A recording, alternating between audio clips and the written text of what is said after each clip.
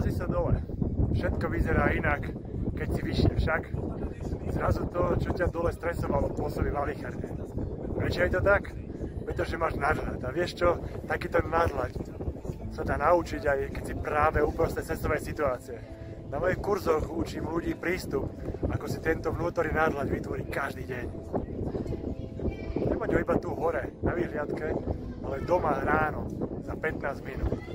Naučím ťa pomocou jednoduchého dýchového cvičenia práce s hľadom a nastavením tvojej mysle, ako si ráno resetnú nervový systém a nastavil hlavu tak, aby si cez deň zvládol aj náročné situácie a to spokojom. Veda už dnes vie, že keď si v strese, aktivuje sa v tvojom mozgu amygdala a ideš na tzv. Autopilot. Inak povedané, vysoká emócia rovná sa nízka inteligencia.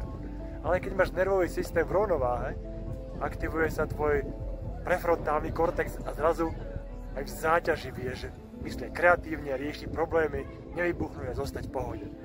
Ak chceš aj ty získať takýto mentálny nadhľad a pokoj, odolnosť, pozývam ťa na moju jednodňovku alebo ešte lepšie víkendový pobyt. Prevediem ťa tým, čo funguje a čo pomohlo už tisícom ľuďom. Využij aktuálnu letnú akciu a registruj sa na skvelú cenu a link nájdeš pod týmto videom. A hlavne to dôležité, zistíš, že máš v sebe skutočne viac pohody, kľudu a nadhľadu, ako si teraz dokážeš predstaviť, že máš. Teším sa na teba, váš Juraj Buček. Čau.